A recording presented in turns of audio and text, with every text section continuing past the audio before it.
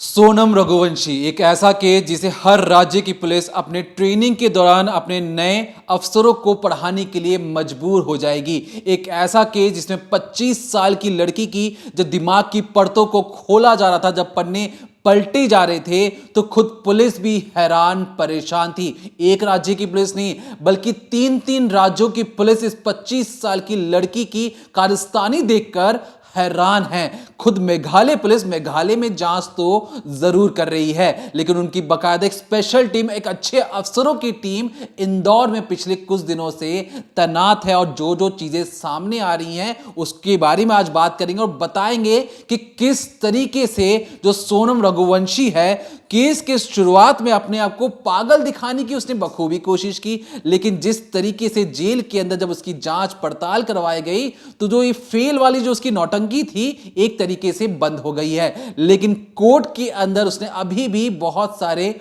Option खुले रखे हैं। पहला ऑप्शन उसके पास ये है कि वो जज साहब को ये कहे कि गलती से मर्डर हो गया, मैं गुस्से में थी, उस गुस्से में धक्का मुक्की हुई और उसमें मर्डर हो गया। इसमें सिर्फ उसका मकसद ये कि किसी भी तरीके से अपनी सजा कम करवा सके। इधर मेघालय पुलिस उसकी हर एक मकसद पर पानी फेरने के लिए तैयार है, क्योंकि मेघालय पुलिस और खुद मध्य प्रदेश की पुलिस को पता है कि सोनम रघुवंशी 40 से 45 साल के जो शातिराना अपराधी होते हैं उससे भी कई गुना डेंजर है सोनम रघुवंशी की जो षड्यंत्र और जो दिमाग जो दौड़ रहे हैं, उसकी दिमागी घोड़े जो दौड़ रहे हैं, उसमें बहुत सारी चीजें पता लगनी शुरू हो चुकी हैं। पता तो यह भी लगा है कि किसी ने फोन कर प्रॉपर्टी डीलर को यह कहा कि सूटकेस जला दो, उसमें पिस्टल और पैसे तुम्हारे हैं। जो सबसे पहले हम पूछ रहे थे, शुरुआत से लेकर आज भी हम बहुत सारे सवाल जो पूछ रहे थे कि राजा रघुवंशी ने जो ज्वेलरी पहनी थी उसका क्या हुआ, वो किसने लूटा, वो किसके पास गया। तो चीजें बहुत सारी चीजें साफ हो चुकी हैं, पता लग चुका है कि किसके पास ज्वेलरी थी। 10 लाख रुपए की ज्वेलरी की बात हो रही है, मैं यहां पे छोटी मोटी रकम की बात नहीं हो रही है। उस ज्वेलरी का लोकेशन तो पता लग गया है, लेकिन चुराया भी किसने उसके बारे में पता लग गया है, लेकिन ज्वेलरी अभी भी बरामद नहीं हुई है। ऐसे में मेघालय पुलिस टेंशन में है कि किस तरीके से सोनम रघुवंशी को कड़ी सी कड़ी सजा दिलवाई जाए कोर्ट के अंदर, और इधर सोनम रघुवंशी 25 साल की लड़की जेल के अंदर बंद होने के बावजूद भी वो इस तरीके से प्लानिंग और प्लॉटिंग कर रही है कि हर एक कदम पर वो चैलेंज कर रही है मेघालय पुलिस को कि मुझे सजा दिलवा के दिखा दो, मैं मान जाऊंगी।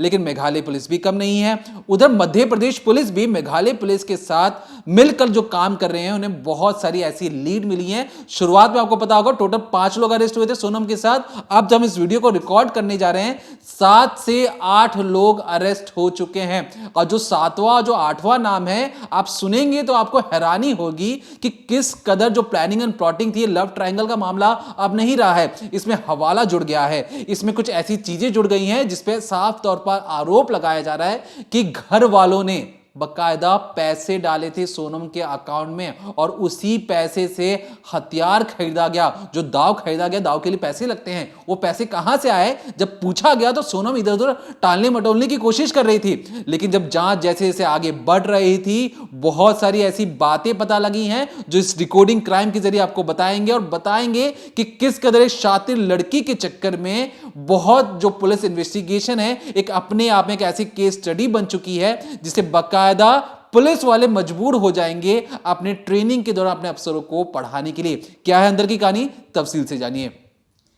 सोनम का ये जो केस है, जितना सीधा सरल एक मर्डर प्लान लग रहा था वो ऐसा नहीं है। सबको लगा कि एक कपल जो है वो गायब हुआ है, फिर अचानक से पति की लाश मिलती है, फिर एक दिन बीवी अचानक से बदहवास आती है, पता लगता है वही कातिल है, और इसके बाद सबको लगता है कि अब सोनम को फांसी होगी, कोर्ट के अंदर सख्त से सख्त सज़ा दिलवाई जाएगी। लेकिन जैसे जैसे पुलिस जो है वो सोनम का जो माइंड है उसे हंट कर रही है, एक एक करके उसके दिमाग में घुस रही है, जानने की कोशिश कर रही है, तो पुलिस को भी समझ में आ रहा है कि ये केस, ये मर्डर प्लान जो है इतना बहुत ही सिंपल नहीं बनाया गया था। बहुत ज़्यादा दिमाग लगाया था सोनम और राज ने इसके पीछे, और इसीलिए जो मेघालय पुलिस है वो 1 इंच भर भी ऐसी कोई कसक के यूं कहें कि इंच भर भी ऐसी कोई भी चीज़ छोड़ना नहीं चाहती जिसकी वजह से सोनम जो है वो जेल से छूट जाए। कल को आप देखें, आज से 15-20 साल बाद, मान लीजिए 7-8 साल बाद ऐसी कोई खबर आ जाए कि पता लगे सोनम बाहर निकल आई, जो राज है उसे भी बेल मिल गई, तो मेघालय पुलिस बिल्कुल ऐसा नहीं चाह रही कि ये जो पूरे कातिल हैं, जो इनका पूरा गैंग है, वो किसी भी तरीके से कानून के शिकंजे से बच पाए। क्योंकि आपने तमाम तरीके के केस देखे होंगे, चाहे वो आरुषि हेमराज का केस हो और भी ऐसे केस हो कि पुलिस से गलतियां हो जाती है, इन्वेस्टिगेशन के दौरान प्रॉपर सबूत इकट्ठा नहीं किए जाते। चाहे आप कंजावला का रेप केस याद करिए, जब सुप्रीम कोर्ट हड़काता है दिल्ली पुलिस को और बोलता है कि आपने सबूत सही से रखे ही नहीं, तो सज़ा कैसे दी जाए। तो इसीलिए मेघालय पुलिस जो है, आप देखिए, एक जो मर्डर होता है वो शिलोंग के अंदर हुआ है, पति पत्नी घूमने शिलोंग में जाते हैं, पूरा जो माजरा है उसी एरिया का है, लेकिन फिर भी मेघालय पुलिस सारे आरोपियों को अरेस्ट करने के बाद अपनी एक टीम को बाकायदा इंदौर भेजती है और इंदौर से जितने ज़्यादा सबूत हो सकते हैं, जितनी ज़्यादा चीज़ें हो सकती हैं, वो इकट्ठा करने के लिए कहते हैं। क्योंकि पुलिस को पता है ये लड़की कितनी ज़्यादा चालाक है, क्योंकि जब इसे पकड़ा गया तब ये ढोंग कर रही थी। आप देखिए, जब शुरुआत होती है, जब इसकी शादी हो रही है, स्टेज पे एक से एक वीडियो आया, तभी अपने पति के सामने, अपने परिवार के सामने ढोंग कर रही है। इसके बाद जब ये घूमने जाती है हनीमून पर, तब भी इसने नाटक किया। जब इसके पति का कत्ल होता है, ये भागकर इंदौर जाती है, फिर गाजीपुर में सरेंडर करती है, वहाँ भी अपने आप को रोता बिलखता बदहवास दिखाती है, ऐसा दिखाती है जैसे इसकी दुनिया ही लुट गई हो। इसके बाद जब इसे पुलिस अरेस्ट कर लेती है, पूरी कहानी जब मीडिया के सामने आती है, दुनिया के सामने आती है कि ये पत्नी ही कातिल है, तब जाकर भी ये एक्सेप्ट नहीं करती, तब भी पुलिस के सामने जो भी चीज़ें कहे पर अपने आप को कहीं ना कहीं पागल दिखाने की कोशिश करती है। और इसके लिए इसका जो है एक मेंटल इलनेस का जो टेस्ट होता है वो भी कराया गया, ये देखने के लिए कहीं ये थोड़ी सी भी बीमार तो नहीं है, कहीं मानसिक रूप से थोड़ी सी भी आश्वस्त तो नहीं है। क्योंकि कल को ये चीज़ अगर हल्की सी भी साबित होती है, पता लगता है कि ये किसी चीज़ की मेडिसिन ले रही थी, तो ये उल्टा पुलिस पर पड़ जाएगा, मेघालय पुलिस पर पड़ जाएगा और सोनम बड़ी आसानी से बच जाएगी, या फिर अपनी सज़ा कम करा लेगी, या बहुत सारी चीज़ें हैं। क्योंकि कोर्ट में जिस तरह से लंबा केस चलता है, कहीं ना कहीं किसी भी तरीके से सोनम टैक्टिक्स लगा रही है, कुछ ना कुछ ऐसी स्ट्रेटजी बना रही है जिसकी वजह से वो बच जाए। अब जब इसका ये प्लान फेल होता है, जब पुलिस जांच कराती है और मेंटल इलनेस जैसी कोई चीज़ नहीं आती, तब भी जो सोनम है वो अंदर ही अंदर अब ये सोच रही है कि कोर्ट में जाने के बाद खुद को बेगुनाह कैसे बताया जाए, और कहीं ना कहीं एग्रेशन, ये जो मर्डर है ऐसा दिखाया जाए कि गलती से गुस्से में हुआ है, किसी चीज़ को लेकर बहस थी। क्योंकि आपको याद होगा, जब आपने कई तरीके की जो रिपोर्ट देखी होंगी या जब सोनम के भाई की चीज़ें भी सुनी होंगी, तो कई बार ये भी आया कि इसमें ये एंगल हो सकता है कि लव वाला एंगल ना हो। क्योंकि जब सोनम के भाई गोविंद पहली बार सामने आते हैं मीडिया को, जब उन्हें पता लगता है कि राज कुशवाहा के साथ उनकी बहन का अफेयर और ऐसी बातें सामने आ रही हैं, तो उस पर वो डिनाई करते हैं। वो कहते हैं कि मेरी बहन का ऐसा कोई अफेयर का सीन नहीं है, उसने मर्डर क्यों किया ये मैं भी जानना चाहता हूँ। तो पहली नज़र में उन्होंने ये चीज़ें डिनाई की थी, मना की थी। तो ऐसे में जो विपिन है, यानी कि जो सोनम के जेठ लगते हैं, जो राजा रघुवंशी के भाई थे, उन्होंने कहा कि सोनम का परिवार भी उसे बचाने की कोशिश कर रहा है। वो ये दिखाने की कोशिश कर रहा है कि सोनम का कोई अफेयर नहीं था, सोनम ने जो कत्ल है वो गुस्से में कर दिया, उसकी राजा से किसी चीज़ को लेकर बहस हुई या राजा से किसी चीज़ को लेकर खुंदक थी, जिस वजह से ये कत्ल किया गया। अब आप ये देखिए, जब आफ्ताब का केस हुआ था श्रद्धा वाले मैटर में, तब आफ्ताब भी कोर्ट में खुद को ये प्रूव करने की कोशिश कर रहा था कि सोची समझी, यानी कि प्लान्ड मर्डर नहीं है, ये गुस्से में हो गया, एग्रेशन में हो गया। और जब गुस्से और एग्रेशन में कोई ऐसा केस होता है तो धाराएं बदल जाती है, और उतनी बड़ी या कड़ी से कड़ी, यूँ समझिए फांसी नहीं होती है हमारे कानून में। तो इसीलिए सोनम भी इस चीज़ का फ़ायदा उठाना चाहती है, और बार बार जो परिवार भी है वो इसे इस तरह से मोड़ रहा है कि जो पूरा केस है वो गुस्से वाला बन जाए और कहीं ना कहीं एक एंगल निकल आए जो लव ट्रायंगल से मेल ना खाता हो। अब लव ट्रायंगल की बात हम क्यों और दावे से क्यों कह रहे हैं, क्योंकि पुलिस ने तो कही है, साथ ही और भी क्यों कहा जा रहा है। तो जैसा कि दीपक ने आपको शुरुआत में बताया कि हवाले के पैसे की बात सामने आई, तो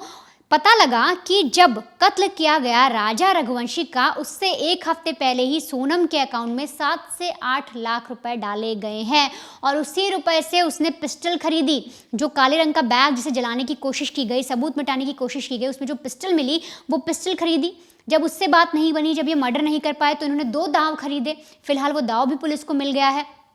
तो उन्हीं पैसों से पूरी प्लानिंग तो की गई, साथ ही साथ वो सारे इक्विपमेंट्स खरीदे गए जिसके ज़रिए राजा को मारना था। तो ऐसे में सोनम जो चाल चल रही है, अगर सोनम शेर है तो मेघालय पुलिस को भी सवा शेर बनना है। मेघालय पुलिस को भी एक एक कदम फूंक फूंक के रखना है, ताकि कोर्ट में जब ये पूरा मामला जाए तो मेघालय पुलिस की फजीहत ना हो और सोनम को कड़ी से कड़ी सज़ा मिले। क्योंकि जिस तरीके से उसने अपराध किया है, ये मेघालय पुलिस के लिए भी बहुत ज़रूरी है कि जिस तरह से सोनम की वजह से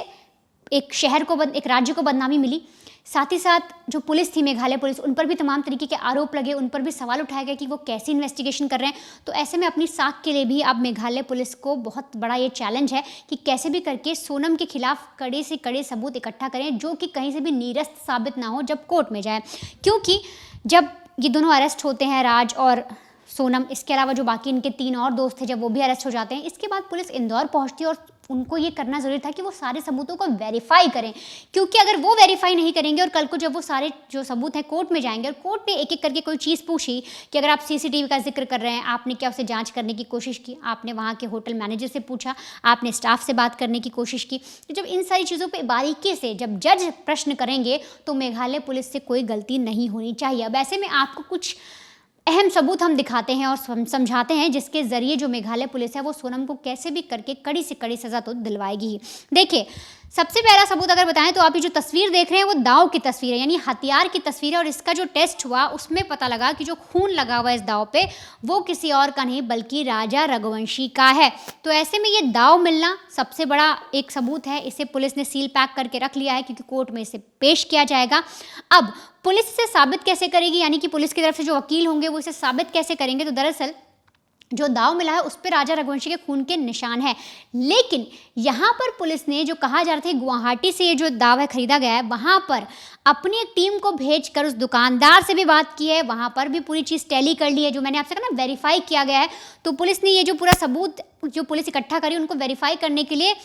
अपनी टीम को भेजा गया। वहाँ दुकानदार से बात हुई, शक्ल दिखाए गए, चेहरे दिखाए गए कि आपसे क्या ये खरीदने आए थे, उनसे भी पूछा गया और उन्हें भी इस केस में गवाह बनाया गया कि कल को अगर ज़रूरत पड़ेगी तो कोर्ट में आके वो भी इस चीज़ को बताएंगे कि इन लोगों ने हमसे दाव खरीदे थे। तो पहला जो पॉइंट है वो पुलिस के फेवर में जा रहा है, पुलिस ने वो चीज़ पूरी इकट्ठा कर ली है। इसके अलावा पुलिस ने हाल ही में सीन को रिक्रिएट भी किया। उन्होंने एक पुतला बनाया जिसका वजन, जिसकी हाइट लगभग राजा रघुवंशी जैसी हो, और बाकायदा इन लोगों से ये चीज़ें करवाई, इनसे पूछवाया कि तुमने कब कौन कहाँ खड़ा था, आनंद किस साइड था, विशाल कहाँ था, सोनम कितनी दूर चल रही थी। ये सारी चीज़ें करवाई गई हैं इस केस को समझने के लिए और सोनम की मानसिकता को समझने के लिए। साथ ही साथ जब पुलिस ने पूरा जो सीन रिक्रिएट करवाया उसकी वीडियोग्राफी भी की है कि कल को अगर कहीं भी पलटते हैं, इनकी एक भी सेंटेंस इधर से उधर होता है, क्योंकि एक बार तो पूछताछ होती नहीं है। मान लीजिए पहले पुलिस ने इनसे पूछताछ की, फिर इनको लेकर गए रिक्रिएशन कराया, अब वहाँ पर रिक्रिएशन में इन्होंने जो बोला उसकी वीडियोग्राफी इसलिए कर ली गई कि कल को कहीं कोई और चीज़ बोल दें, ये बोल दे विशाल नहीं आनंद इस जगह खड़ा था,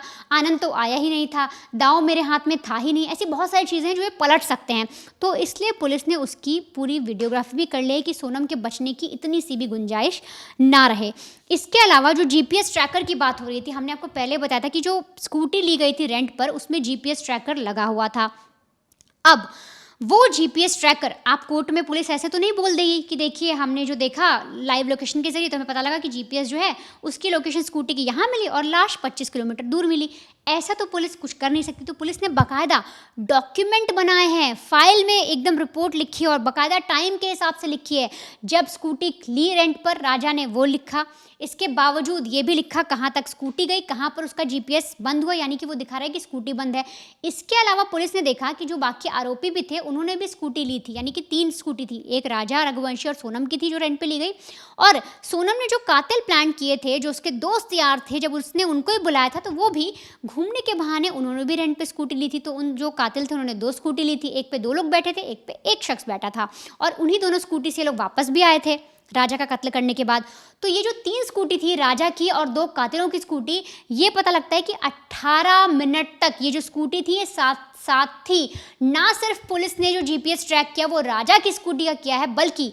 मैंने बार बार कहा कि पुलिस जो है सबूतों को वेरीफाई कर रही है, यानी कि अगर पुलिस ने कोई इन्वेस्टिगेशन की है तो पुलिस खुद उसकी भी जांच कर रही है कि हमने इन्वेस्टिगेशन सही की है कि नहीं। तो सबसे पहले जब राजा की स्कूटी का जो जीपीएस निकाला गया, उसके साथ साथ पुलिस को ने जब कातिलों का पुलिस को पता लग गया तो पता लगा वो कैसे जा रहे थे, उनकी भी स्कूटी देखी गई, उनका भी नंबर निकाला गया, उनको भी ट्रैक किया गया, उनका भी जो है डिस्टेंस मिलाया गया, टाइम मिलाया गया, हर एक तारीख मिलाई गई। तब पता लगता है कि 18 मिनट तक ये तीनों जो स्कूटी हैं वो एक साथ चल रही थी, एक ही रूट मैप पर चल रही थी और एक ही पहाड़ी की तरफ जा रही थी। तो पुलिस ने ये सबूत भी इकट्ठा कर लिया। इसके अलावा सबसे अहम सबूत है जैकेट। जब राजा रघुवंशी की 2 जून को लाश मिलती है, उसकी कुछ दूरी पर पुलिस को लाल और काले रंग का एक जैकेट मिलता है, बताया जा रहा रेनकोट है वो, और उसी के आधार पर एक सीसीटीवी दिखता है, उसमें दिखता है कि सोनम ने वो रेनकोट जो है पहना हुआ है, फिर उसे उतारती है, फिर उस रेनकोट को स्कूटी में डालती है। अब रेनकोट के ऊपर जब फॉरेंसिक टीम ने जांच की, जब उसे मिलाया तो पता लगता है कि जो जैकेट है उसके ऊपर राजा रघुवंशी के खून के निशान हैं, क्योंकि जो सोनम ने जैकेट पहना था उसने उतार के वो आनंद को दे दिया था। आनंद ने जब कत्ल किया तो जो छींटे थे खून के, जब फव्वारा छूटा खून का, जब उन्होंने गले पे काटने की कोशिश की तो उस जैकेट पर भी वो खून लग गया।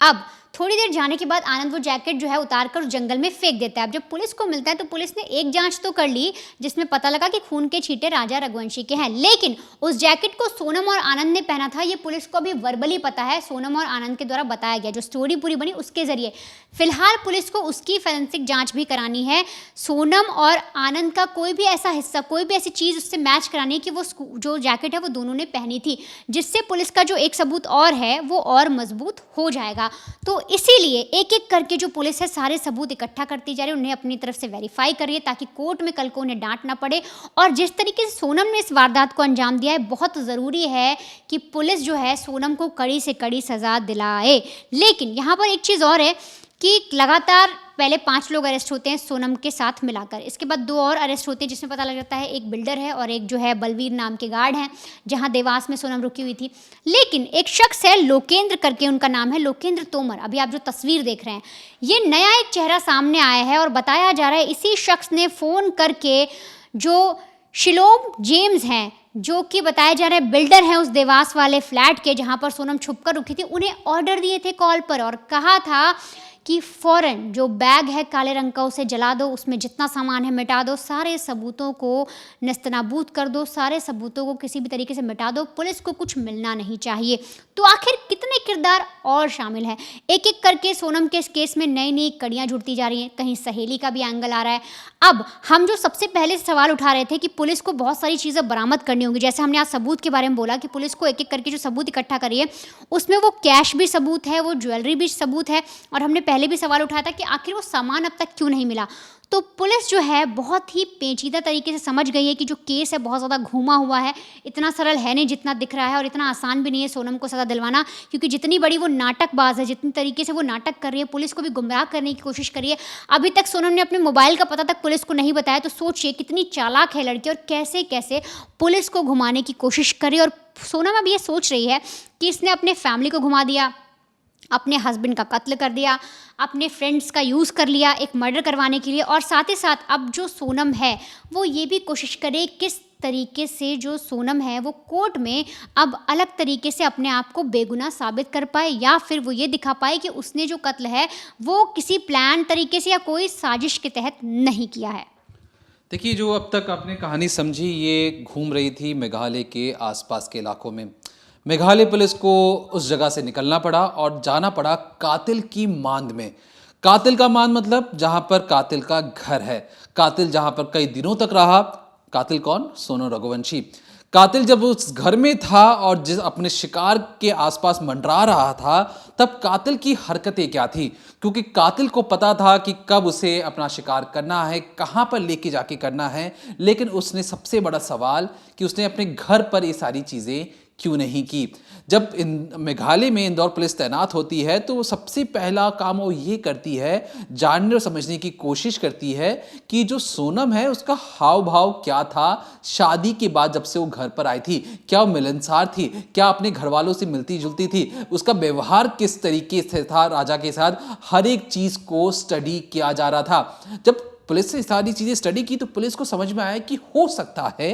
कि मामला कुछ और हो, और ये हमारा जर्नलिस्टिक पॉइंट ऑफ व्यू है। हो सकता है आने वाले टाइम पे कुछ और चीज़ें बदलाव हो, लेकिन शायद हमारा मानना है कि जो सोनम है ये लव ट्रायंगल का मामला जो बिल्कुल बहुत सीधा साधा दिख रहा है वैसा ना हो, कोई और भी ऐसी चीज़ें हैं। जिस तरीके से हमने आपको शुरुआत में भी जब हमने कई पहले वीडियोस बनाए उसमें आपको कहा कि हवाला के जरिए कमीशन मिलता था, सोनम को बकायदा लाखों रुपए मिलते थे, और कौन दिलवाता था? उसका 5 साल छोटा बॉयफ्रेंड, और यहीं से उनकी नज़दीकियाँ बढ़ती चली जाती हैं। अब इसके बाद चीज़ें क्या होती हैं?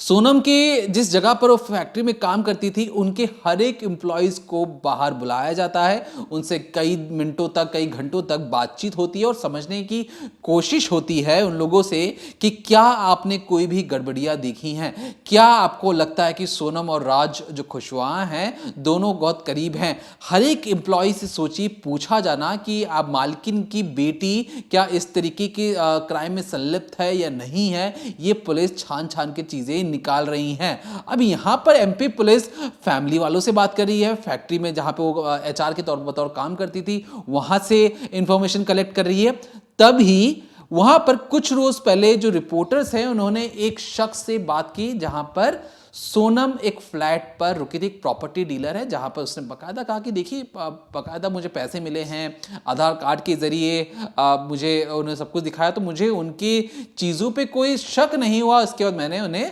दे दिया। लेकिन अब वही प्रॉपर्टी डीलर शक के घेरे में किस तरीके से आता है, क्योंकि प्रॉपर्टी डीलर सबूत मिटाने के लिए सोनम रघुवंशी के इशारों पर नाच रहा था, क्योंकि उस फ्लैट के अंदर बैग था, बैग में कैश रखा हुआ था, कैश के अंदर पिस्टल रखा हुआ था और तमाम कुछ ऐसे सबूत हो सकते थे जो आने वाले वक्त में सोनम को बहुत लंबे समय के लिए जेल के अंदर सड़ा देने के लिए काफी थे। लेकिन उस बैग को अचानक से गुपचुप तरीके से जला दिया जाता और किसी को भनक तक नहीं लगती है। तब जाकर उसके छोटे मोटे अंश थे। जब इस चीज के बारे में जानकारी पुलिस को मिलती, सबसे पहला काम उस बिल्डर को गिरफ्तार करती है और जिस तरीके से उस बिल्डिंग के गार्ड लापता हो जाता है, अचानक से पता नहीं चलता किसने लापता किया, कहां चला गया,